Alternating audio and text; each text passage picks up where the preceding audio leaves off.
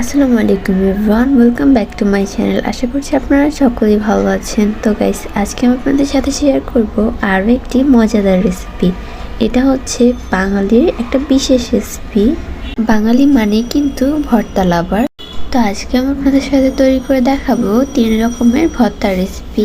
এই ভর্তাগুলো বানানো যেরকম সোজা, খেতেও কিন্তু অসাধারণ মজাদার হয়ে থাকে। তো আজকে আমি আপনাদের সাথে শেয়ার করব রসুনের ভর্তা, কালিজিরার ভর্তা আর হচ্ছে ধনিয়া পাতার ভর্তা। তো এই সবগুলো ভর্তাই কিন্তু অসাধারণ মজাদার হয়ে থাকে। তো গাইস, রেসিপিটি ভালো লাগলে লাইক কমেন্ট শেয়ার করতে ভুলবেন না। তো ফার্স্টেই আমি দেখাবো যে ভর্তার জন্য আমি কি নিলাম। তো ফার্স্টে একটা প্যান বসাবো। প্যানে আমি 1 চামচ সরিষার তেল দিচ্ছি। আর রসুনের ভর্তা বানানোর জন্য আমি এখানে কিছুটা রসুন ভেজে নিচ্ছি। রসুনের কোয়াগুলো, এগুলোকে খুব একটা কুচি করা দরকার নেই। তো এটাকে একটু হালকা ভালোভাবে ভেজে নিব। এগুলোকে একটু ভালোভাবে লাল লাল করে ভাজতে হবে। এই ভাজাতেই কিন্তু রসুনগুলো সিদ্ধ হয়ে যাবে।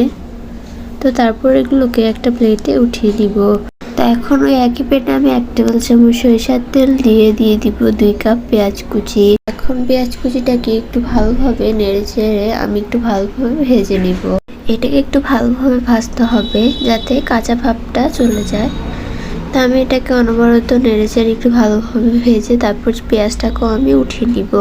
তো তারপর এখানে আমি আবারও 1 টেবিল চামচ সরিষার তেল দিয়ে 10-12টার মতো শুকনো মরিচকে ভেজে নিলাম। তারপরে এখন আমি আবারও কিছুটা রসুনকে ভেজে নিব। তো তারপর রসুনের মধ্যে আমি দিয়ে দিব 1 কাপের মতো ধনিয়া পাতা কুচি, যেহেতু একটা ধনিয়া পাতার ভর্তা সেজন্য। তো তারপর এটার মধ্যে আমি দিয়ে দিব স্বাদ মতো লবণ। তো এখন কালিজিরা ভর্তা বানানোর জন্য প্রায় 1 টেবিল চামচের মতো কালিজিরা নিয়ে নিচ্ছি। এটার ভিতরে আমি দিচ্ছি সয়াবিন তেল, আপনারা চাইলে সরিষার তেলটাও দিতে পারেন। তো এটাকে একটু ভালোভাবে আমি ভেজে নিব। তো তারপরে আমি কালিজিরাগুলোকে উঠিয়ে নিব। তো আমি ফার্স্টে বানাবো রসুনের ভর্তা, যার জন্য আমি যে রসুনগুলো ভেজে রেখেছিলাম সবগুলো রসুন এখানে নিয়ে নিচ্ছি। তারপর রসুনগুলোকে একটু মিহি করে ভালোভাবে বেটে নিতে হবে। আমি সবগুলো রসুনকে একটু ভালোভাবে মিহি করে বেটে নিলাম। মিহি করে বাটার ফলে কিন্তু রসুনের ভর্তার টেস্টটা অনেক ভালো আসবে। তো তারপর এটাকে একটু ভালোভাবে আমি বেটে নিলাম। এখন আমি যে পেঁয়াজ কুচিগুলোকে ভেজে রেখেছিলাম সেখান থেকে প্রায় 1/3 কাপের মতো আমি পেঁয়াজ কুচি নিলাম। তারপর এটাকেও আমি বেটে নিব। এটা খুব একটা ভালো করে বাটার প্রয়োজন নেই, একটু গোটা থাকলেও সমস্যা নেই, কারণ পেঁয়াজটা মুখে লাগলে কিন্তু ফ্লেভারটা ভালো লাগবে। তো পেঁয়াজগুলোকেও আমি খুব সুন্দরভাবে বেটে নিলাম। তারপর এখানে আমি যে শুকনো মরিচগুলো নিলাম সেখান থেকে 5টা শুকনো মরিচকে আমি বেটে দিব। আমরা ঝাল খুবই কম খাই, যার কারণে আমি 5টা নিয়েছি, আপনারা চাইলে আরও বেশি নিতে পারেন।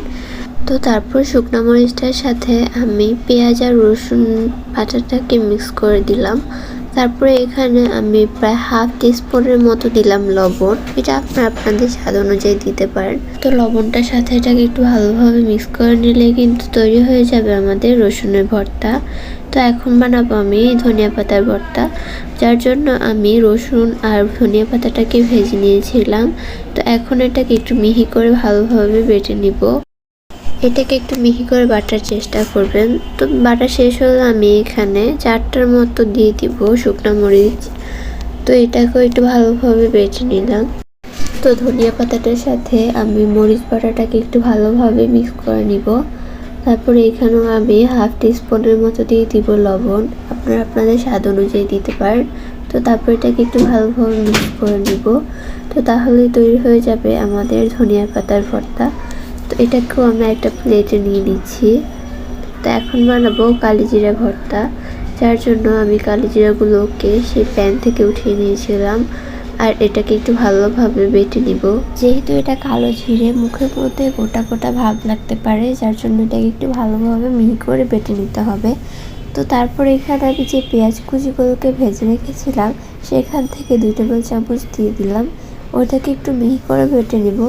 তারপর এখানে আমি 3টা শুকনো মরিচ দিচ্ছি আর দিব 1/2 টিস্পুনের মতো লবণ। তো তো এখন সবগুলো উপকরণকে একটু ভালোভাবে মিক্স করে নিলে কিন্তু তৈরি হয়ে যাবে কালিজিরার ভর্তা। এই ভর্তাটা খেতেও কিন্তু অসাধারণ মজাদার হয়ে থাকে। তো এটাকেও আমি একটা প্লেটের মধ্যে নিয়ে নিচ্ছি। তো তৈরি হয়ে গেল আমাদের রসুনের, কালিজিরা আর ধনিয়া পাতার ভর্তা। তো এই ভর্তাগুলো আপনারা কিন্তু ভাতের সাথে খেতে পারবেন, আর এগুলো খেতেও কিন্তু অসাধারণ মজাদার হয়ে থাকে। তো গাইস, রেসিপিটি ভালো লাগলে লাইক, কমেন্ট, শেয়ার করতে ভুলবেন না। আর পরবর্তী ভিডিও দেখার আমন্ত্রণ রইল। আল্লাহ হাফেজ।